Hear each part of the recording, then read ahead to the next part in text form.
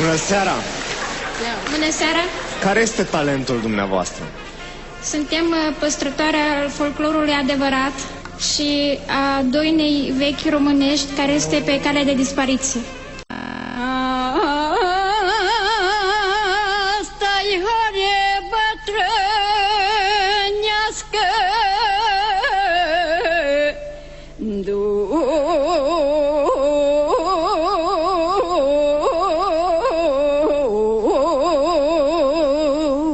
nu-i copil să horească și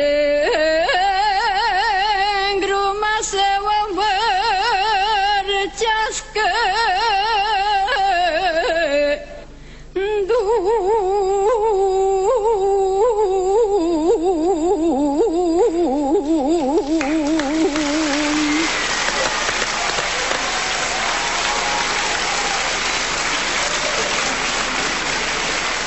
Cărăuși băutăjin, e mânească iașălin, da mânească-i mai tare, ai lai, lai, lai, lai, lai, la, să ajună și-mâsta cu sare, ai la da da, la da da da, la.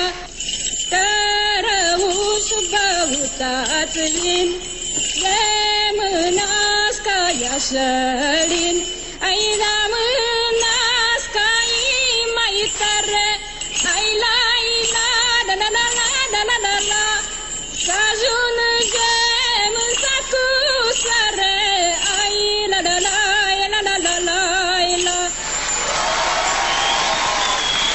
Mulțumim!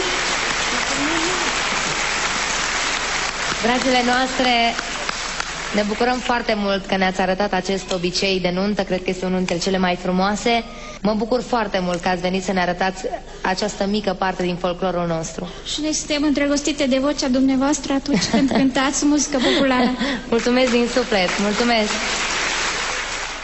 Eu zic că în epoca asta în care totul înseamnă megabits, Wi-Fi, electro,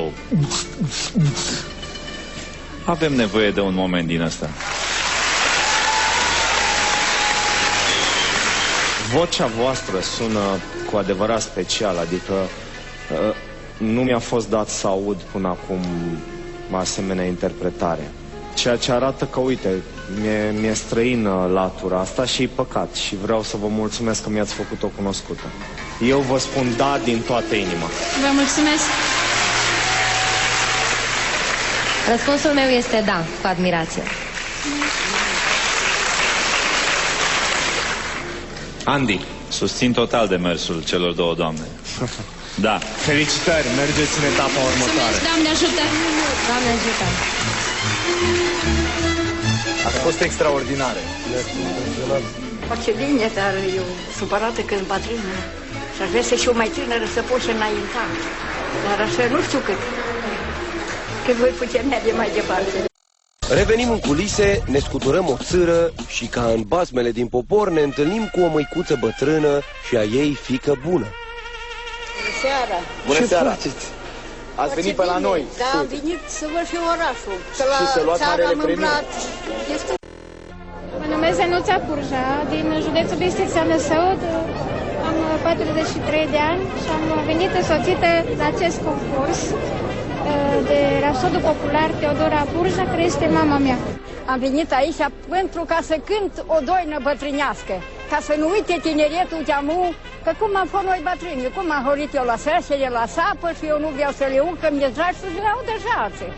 Noi vă mulțumim că ați venit, vă așteptăm pe scenă și vă ținem pumni. Haideți!